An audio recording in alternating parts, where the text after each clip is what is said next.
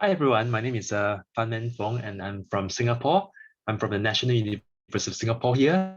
I would like to start by paying tribute to the IUPAC Committee for Chemical Educations for inviting me to speak on this special symposium on visualizations in chemistry education here. So my topic of discussion today in this sharing is on supercharging visualizations in the new normal, a chemist's solidarity. How extended reality augments students' learning experience. And this is really the work from a large team, collaborative effort from a National University of Singapore and overseas institutions. And I'll do it at the acknowledgement. Today's main three takeaways.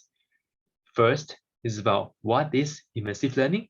Primarily, our work is on the augmented reality, the AR, and the virtual reality, the VR, and how these two realities supercharge visualizations.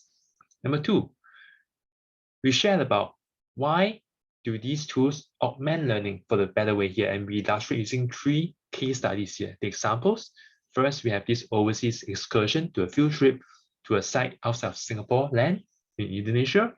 Number two is the crime scene here that we foster during this pandemic. And lastly, we go at micromolecular level to see the structures in a three-dimensional way. So this is a augmented reality applications. And then finally, the last takeaways is that we show data and feedback from students' learnings to show that it's successful to help them to learn better via this technology in visualization. Now, immersive learning experiences are quite predominant nowadays here. You see these kind of pictures with young kids as young as kindergarten wearing these VR headsets, right, and with drones, and they can see a perspective they cannot imagine at this compared when I was a child. They can see it, they can be visiting the zoo in Russia, they can be traveling to space, they can be driving even though they don't have a license. It is just amazing how many opportunities they can get in the immersive learning experience. And it's very real. So I want to break it down to the two segments here. We're discussing the virtual reality and the augmented reality. So maybe first, a bit of differences. Virtual reality is this is the environment that's not real. It is simulated either with pre-recorded videos or it's created via programming devices. So imagine I use a game, for instance, if you're using Counter-Strike, it is virtual reality. If you're playing some first-person shooter, no matter how real is it, it's still virtual reality. Augmented reality is when you superimpose, right, the live image here, and then with some kind of additional features here. So what you see through the screen is you see things that you can feel and touch is real, but then you superimpose another layer of features. Now, the research show that, right, with AR and VR, they constitute immersive learning, and they do improve visualization and stimulates the mind to affect that cognition, imagination, and of course, understanding. And so we thought, and how can we harness this technology to explore, right, places that we could never imagine because of cost and other reasons here. So we thought that, was there a way to plan some exciting field trips here for students at the university to give them an open mind and to think a bit deeper on the sustainable development goals by the United Nations? We find that also through this immersive learning, through augmented reality, it does improve hands-on learning experiences, right? You know, when we feel something like we touch the molecular model, we are able to see what is R and S configuration in the stereochemistry. We're able to do a ring flip in a cyclohexane, right, that's substituted. We're able to see what are cis and trans. But then without these physical toys, right, and also because of the safe distancing, we are not able to travel to the classroom. How are we able to propagate these learning experiences? Through the digital devices. It's possible. So the first case study is on the virtual reality overseas field trip. And as I mentioned before, right, we went to Indonesia, right? And this is just a preview. What we talk about here, the lecturer, myself, we work with a student who's the Indonesians. We take 360 camera, and then we take photospheres and allow the students back in Singapore to immerse in the environment to think and answer some questions here. So these are the devices we use, and I'll talk a bit more later. Right? And the students are really happy. This is the first time. The next case study I will speak of is the virtual reality crime scene. And I was saying that, you know, previously we have to do it very manual way, stage crime scene in a real live room here. So there's always a waiting time. It's not so easy, and there's plenty of logistic to be done here. But can we propagate it all the more during the COVID-19 crisis? So these are some things we did, and I'll talk a bit more again later in details. And then finally, the last case study is on the augmented reality, visualizing three-dimensional molecules. So we have these mobile applications, right? And the users interact within control, right? Firing with a nucleophile, right? To see how the trigonal planar ketone aldehyde changes is bond forming in terms of stereochemistry. So it's very realistic. And they can play it via the big iPad, Padlets, and also the phone. Now let me go deeper to the first case study, the virtual reality overseas field trip. So we always start with a problem. Educators, we solve problems here. Problems in a traditional field trip. We traveled overseas before here, but we find that it's highly expensive and students might not be able to afford it. And if you want to make it part of the compulsory activity, it might not be fair to those who are from a different socio-economical background. And how do we make it more fair and have some equity there? So we thought that using this AR, VR could help. Next thing is very time intensive, right? You take a trip, it's at least 4 days to Indonesia. You take a trip to Japan, it's a 1 week, right? So, and how are you able to fit into this very challenging semester schedule? So this is very, very, very demanding. However, my team of overseas collaborators, local students, foreign students, we really work hard, and my co-lecturers, to see, can we facilitate an overseas trip, right? And we did. And because Singapore is a city-state, we do not have much farmland in the paddy field here, but in our neighboring countries like Indonesia, we have that. So Elvita, my former students and research assistants here, this is her home. So she took a 360 camera, go there and film the different sites, and then we put it in this experience. People in my class, we could ask students questions about how pollutions, how the building of hotels and all these toxins, right, could harm the environment.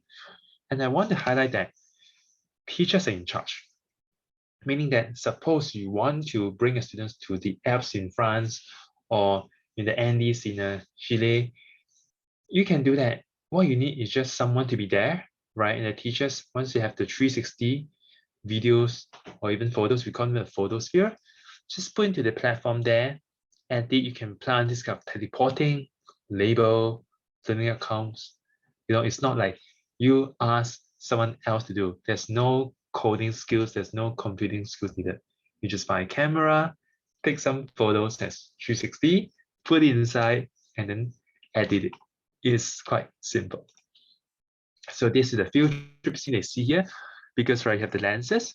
So you have the left and right side to be stereoscopic. You don't want to have just a single interface and our eyes are a bit distance apart. You want it to be very real, 3-dimension. So we have the option of the VR goggles and the VR headsets. And there's some difference because for the goggles, although it's less immersive, but for people who want to see the world, they feel better, this is good for them. But for those who can take it and they like to be, encapsulated to this virtual environment, they like the headset. But it's a bit heavier, might be bulky, might be a bit scary. So we had enough of these tools. Students use the mobile devices connected to the university Wi-Fi, and luckily our students, all of them, had a good working phone. So they see through the lenses, is 3D, right, and experience the field trip. They jump to different sides of the island. They have to answer questions pertaining to what they see from the sky, hydrosphere, geosphere, atmosphere. So they don't miss anything. They can go back and see any single part they want to. No time constraint. At the end of that field trip class, we asked students some simple questions. It was the first time we do this. That was 2019. We asked them on a scale from 1 to 5, how would you rate your experience based on today's field trip? And a high proportion of them says yes, right? They enjoy. It's a 4 and 5. They agree. It's a positive experience. There's a minute amount, probably about 6. They didn't like it, and we asked them why. And these are some examples of the feedback for the field trip. So it was the first time doing it and the functions were limited at the time, but they would like to zoom in to see more close-up of the views. Remember, for this 360 photosphere, we can't zoom, right? It's three-dimensional, but you can't zoom in to see closer to the details. I think currently today's technology, we are able to do it. So I think that will be overcome. And the students also thought that it was a very exciting experience for them. That was 2 years ago. They enjoy it because people say my team is very futuristic and ahead of our time here, and I do not disagree with them. And it is quite rare to experience VR at the university. But some of them also experience disorientation, maybe a bit of a headache, not used to it because it's the first time. Totally understand. So it's more about getting used to it and make it even better. But they find it very fun, and this is quite heartening. So it comes to the next case study, the virtual reality crime scene. So this is built on our first experience in the overseas excursion. And for this project here, the crime scene was a year later, but using a different platform. I think the objective is pretty similar. Here, this is where we work with students, research assistants, right, from the law school, and also the forensic science department here. So we want to train future-ready chemists, right, to learn forensic science chemistry via this virtual reality that's immersive and interact. So first, right, I will just again go through AR and VR. So previously for this module in forensic science, we have the augmented reality. They use this heavy setup device, right, and they code, these are the crime scene there. But we know that's very labor intensive here, right? Very intensive. We find that we also want to stage crime scene in a very facile manner, in a very adaptable way. Let's say I want to change a knife on an axe or for a knife, something. Can we do it better without some hard coding? So this is what they see in the crime scene, a stage crime scene prior to the COVID here. The students ask the CSI, they take some photos, take notes, do not stab, do not cross, and look for details of the crime. And they're going to reconstruct it based on the evidences.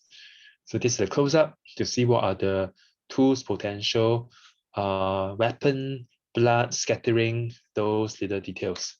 But we find that, as I mentioned, you have a class of 200 and you can't have everybody going to the crime scene site. That's not how they work, maybe 2 or 3 at one time. So how many days are you going to rent the site for? And blood, even though it's fake blood, the color deteriorate. It's just not so easy logistically. Now for mixed reality, I want to say that in Singapore, we were quite advanced in K-12 education. So this is for math and geography, and students were trying to use a HoloLens and see the different latitude of the piece of land there. So it does have some uses, but we turn it back to our project here, the crime scene, virtual reality. The research question is, we're comparing, would forensic science students perform better than non-forensic science students in the mixed reality, virtual reality crime scene experience here? So we have some bit of control here because the forensic science students had prior experiences with the stage crime scene, right? But the non-forensic science students didn't have it. So their first time is just virtual, immersive.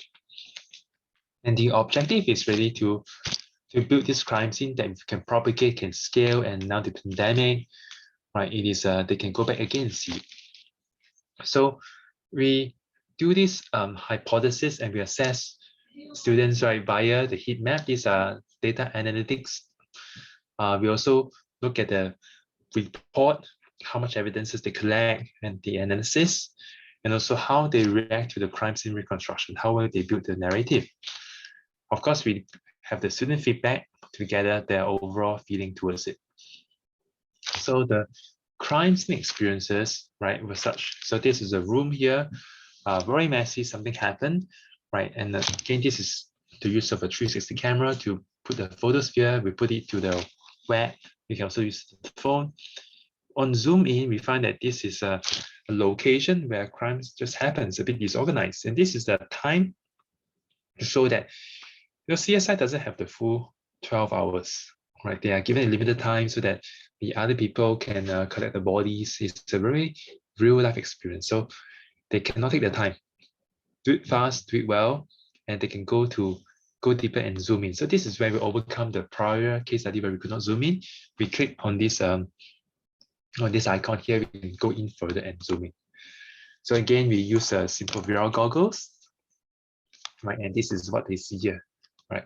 They document their journey and clues that they found from this virtual reality crime scene.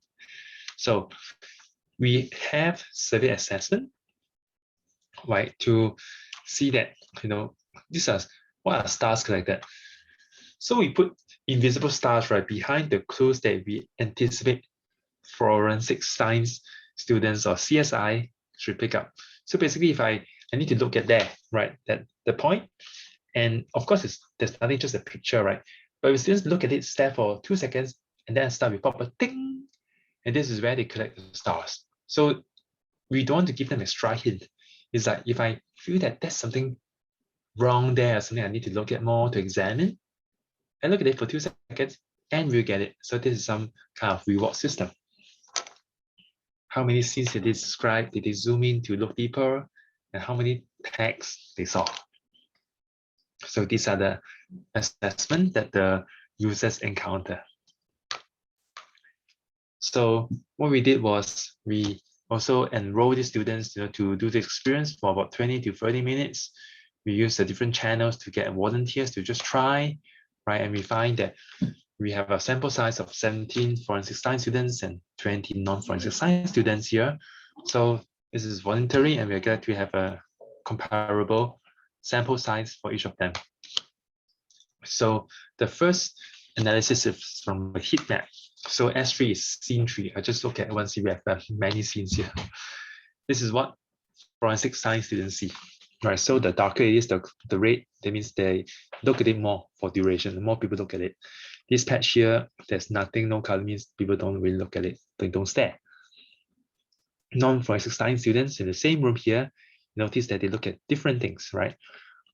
So the NFS, non-forensic science students, look at this side of the cabinet more, but the forensic science students look at the handle more. You can tell, so we can use it as a diagnostic test of, do you have prior knowledge in this area, right? Heat map scale, hot, right? So another analysis we did was whether a systematic haphazard viewing. What we mean is, we notice forensic science students, right, when they look at a scene, it's very systematic, left to right, north to south. Non-forensic science students is more haphazard, there's more disorganized, random. So you see the patches, some are not colored. So again, people cannot lie because it's try the action, they're enjoying it, so we can tell from their activity, do they have the kind of training? Okay. So we found in particular, the difference between these two sets of students is that the walls and the ceilings are overlooked because they are not trained, right? Somewhere near these objects, there might be some kind of blood hidden or even fingerprint there. Now, this for scene 8, something very interesting that, again, you see non-forensic science students, they do not look at the ceiling. But for forensic science students, they look at parts that we taught them. Okay, like here, near the bedside. Right. So what are these? These are places where we have potential medication and files, right? They can take a look. Okay.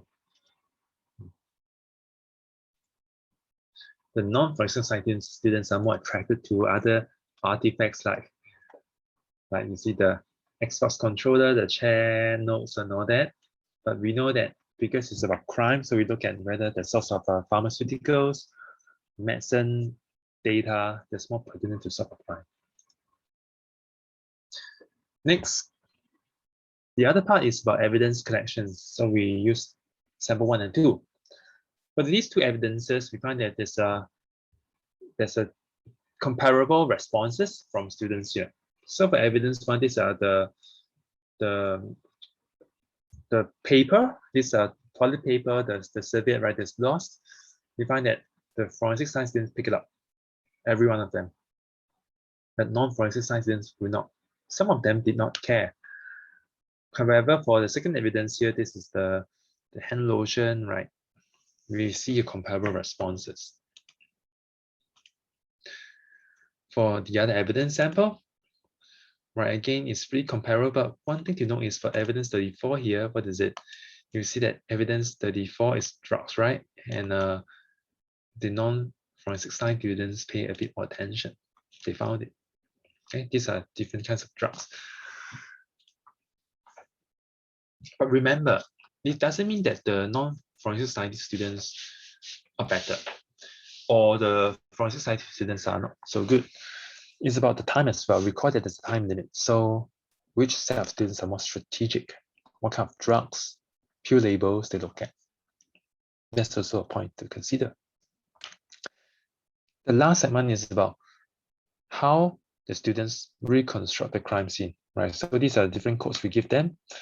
The code B was, okay, the victim was unwell, they took medications, was drowsy based on all the evidences, based on what they see from the crime scene. Code I was the suspect used Cetaphil lotion as a lubricant. You saw the evidence just now, right? Code E was a suspect initially forced himself to the chair was reclined, and nobody thought that.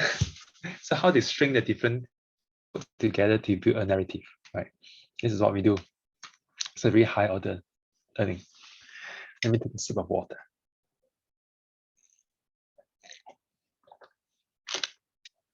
So here comes the student feedback. And we ask them if they enjoy the experiences, and the majority think so. Majority, they enjoy it, okay? And even for the forensic science students who have experienced the original stage crime scene. We also ask them if they would like to see more instructors applying immersive learning or teaching and learning, right? And the majority say yes. Nobody say no, and this is a good thing. If we did the job was poor, they would say no, don't do it. But we didn't get anything if we done that. Now, I would like to interpret more here. So what are the possible reasons why the forensic science students felt that, more of them felt that do it compared to the non-forensic science students? Like I said, the FS, the forensic science students, had prior training having the real stage crime scene. So with that, my hypothesis is there's not much differentiation. Of course, everybody likes it live, like real touch, hands-on, but we know that it's not possible. There's lockdown, potentially. And for those who haven't tried before, I think nothing buys the real experience. So they really want it. So I hypothesize that they might be unsure. They want to try the real thing first before comparing how is it different from the immersive world. We survey them that given the pandemic, e-learning using immersive learning is beneficial, right? Again, we have very positive responses. They agree. So how can we harness technology to improve the visualizations of a crime scene of a new world? But of course, we face limitations, and we have some potential applications there. We want to do eye tracking a bit more than just feedback, where they point the pupils to, right? So this is a high research for the future. They want to expand it to other experiences, skills building, assessment of skills, not just a crime scene, but possibly the laboratory analysis, packing of evidence, teaching lab, healthcare, demonstration. So it's a great future.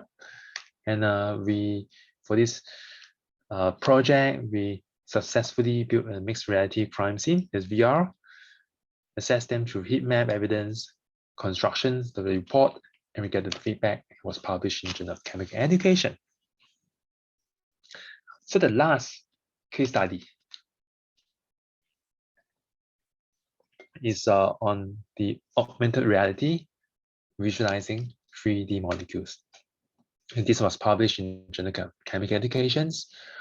We have worked with collaborators in France, but it was built in Singapore. and it's called NuPOV, nucleophiles point of view here, right? So again, what is the problem that we encountered before we were motivated to work with students to solve it? So Professor Lam Yulin, who was my professor as well, but now colleague here, she taught this module for more than 12 years using the Clayton organic textbook, very celebrated. We find that there are proportion of students who cannot imagine 3-dimension. Like, to some people, these are just 2D, right? You have the red patch and you have the white patch. For this, they don't imagine 3D, even here. But we chemists, we know is at the oblique angle, we're supposed to see the interactions, but we cannot force people to see it. So we find that textbooks aren't the greatest to help certain people to learn about visualization. And this is important because it's about the spatial visualization ability. They will propagate, you need them for even inorganic chemistry, to do stereochemistry later on. So textbooks are very hard to visualize, hard to teach, hard for us to ascertain if learners know. And it's hard to test them. So with that, we have the nucleophiles point of view, NuPOV, AR, having 3D user interactive. Now, what are the highlights? If you look at it, you might think there are many applications here in the market. But let me tell you something. This is the first time, I'm not sure even today, a year after it was published, whether we have any applications that allow user to interact, modulate where the angle of the nucleophile come from, orbital interactions, movement of the substrate. I'm not too sure. There are those that's pre-recorded. You click something, oh, then you see how it turns out. But to maneuver, to try and fail, to try to move the different moving blocks here, I'm not too sure. But this is the key highlight. So our key features is versatile, right? Versatile in terms of you try from failure, you can try many times, try until you get it right. This is very self-directed learning, and you do not have the failure kind of emotion. Next thing is cross-platform. You've got Android, the iOS, say on the big tablet, iPad, small phone possible. And we do not even need an Wi-Fi internet because it's downloaded to the phone. You just need a marker and it's already. So the benefits of NuPOV is that it does teach students the mechanistic approach here from a Broglie-Dennis angle. When you fire the nucleophile to the orbital through the right angle, how it forms the sp3 carbon from sp2 carbon here. So when I say that they try from a different angle with different energy or the different directions, they might be wrong. Then they think about why is it so? There's some feedback. So they really try and learn, iterate step by step. This is a self-directed learning. We want them to think critically and not just depend on teachers. Hey, teacher, professor, what is wrong? Okay, then you just spoil it for them. They don't have the learning experiences. And lastly, in the pandemic era, remote learning is the default. They can do it at home many times, call a Zoom, we can talk it out, but people have access on the mobile devices. It's helpful. So these are evidences from surveys. So we classify them into the 3 measured variables under self-efficacy, learning aptitude, and interest here. Because we find that if they're playing the NuPOV, if it gives them more enlightenment in the interest, they'll feel more motivated to learn. And this is a change in score. So pre-test, post-test. Pre, before they encounter NuPOV, post is after NuPOV. And we want to examine further that here, the self-efficacy is highly positive. After doing that, playing NuPOV, they find that they have more confidence in a 3D, solving questions pertaining to molecular modeling. And they also have more confidence, helping their friends to teach them, which is important because if you can't teach someone, you don't understand it. You focus more on the other 2 variables here. You find that for learning aptitude here, playing NuPOV doesn't help them in this topic. Some of them felt their way, right? And playing it, although it's fun, but it might not give them an extra boost in motivation to take higher organic chemistry courses, maybe because, wow, it's so tough. And the other thing is we had hoped that, we put in the effort, love, and care to put these applications. Big, mega effort. We want to inspire them in CM 121, basic organic chemistry. But we see no difference in the response. Maybe there are some who say, oh, yes, they prefer. But some maybe get demotivated after getting back the midterm test examination.